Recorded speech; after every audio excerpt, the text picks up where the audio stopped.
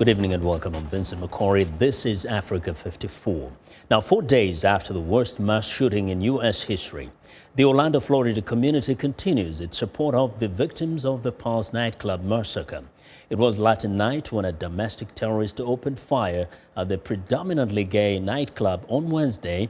VOA met with survivors of the horrific attack.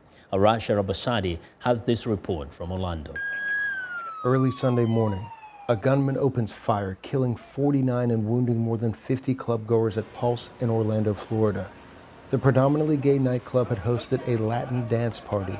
This was an attack against a gay nightclub. It's an attack against gays, an attack against Hispanics, but let's think about reality. This is an attack against America. On Wednesday, Florida Governor Rick Scott visited the center, an LGBT community group, as a show of support. Inside, volunteers stocked emergency supplies and remembered Orlando as it was before Sunday's horrific events. Being here was like a haven because I didn't have to hide. I didn't have to watch what I would say. I could hold my girlfriend's hand and be me, you know, just like a straight couple would. I didn't see why I would have to act any differently, so that was really nice.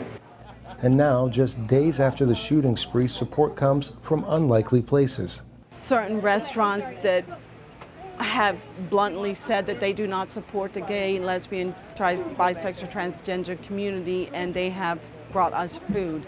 So to see that, you take a little moment in your heart and you're like, whew, and breathe and be like, that is beautiful. But it's not all beautiful. The mass shooting is another reminder of the ease with which anyone can buy a semi-automatic rifle. Where are those laws against the hate crimes and the gun violence? That is what is important. We have to protect us and everyone. Let's mourn with these families. I've talked to families since Sunday, and the stories are heartbreaking. From heartbreak comes resilience. On Wednesday night, local bars held fundraisers for the former employees of Pulse. The nightclub was more than a hotspot, it was also their livelihood. Arash Arabasadi, VOA News, Orlando, Florida. Now, for the latest on the Orlando shooting and President Obama's visit, VOA's Ramon Taylor joins me live via Skype from Orlando. Good afternoon, Ramon. Good afternoon, Vincent. Now, we know that the president will shortly be arriving in Orlando. Tell us how significant his visit is.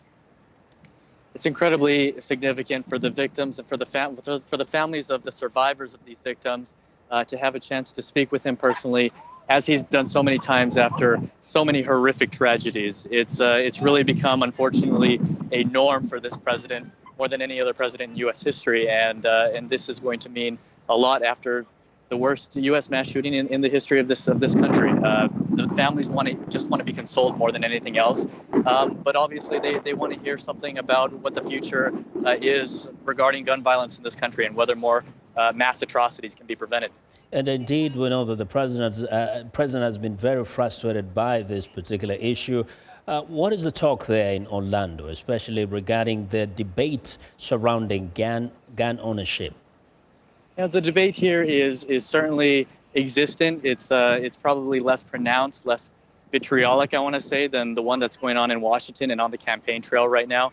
Everyone is very respectful of each other's opinion at this point because ultimately everyone wants to stand together and not necessarily say something that's going to, break up that harmony or pit people against each other when this community has so much need right now. But really, we're seeing a lot of people saying, look, we want guns out of the hands of potential terrorist suspects. And moreover, do we need assault rifles in this country? On the other hand, we have members of Billy Graham, for instance. His congregation has come here in huge numbers, and they're saying, look, this could have happened with a rock, with a knife.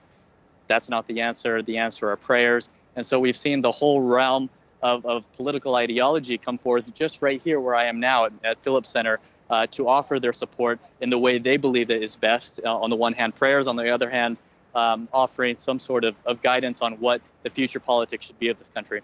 And we know that a lot is going on in trying to bring the city back to normalcy. But how is the tempo of the city? What is the mood like right now? I think people are coming to terms more with what happened. This is one of those situations where you can expect the grieving process to go on far after the cameras have left. And that's one of the sad realities of a horrific tragedy like this is next week everyone will be gone. And what will be left are hopefully the support networks of the Red Cross that we've seen here, some of the other community networks to help provide guidance and support. You know, I've seen a member of the Red Cross just now come over and ask, can I sit with you, to a girl that he saw crying here at the memorial. Again, I just want to show you right now, I'm here at Phillips Memorial Center, and this is a location where everyone has come forward in the past few days to show their support and, you know, lend a hand, whether that be through flowers. We've seen counselors come by with what are called comfort dogs to try to comfort the victims' families as they come forward. So really just coming together in any way that they can through what will be a very, very long grieving process. Indeed, a long grieving process. Thank you very much, Ramon, for your reporting. Thank you, Vincent. VOA's Ramon Taylor reporting live via Skype from Orlando in Florida.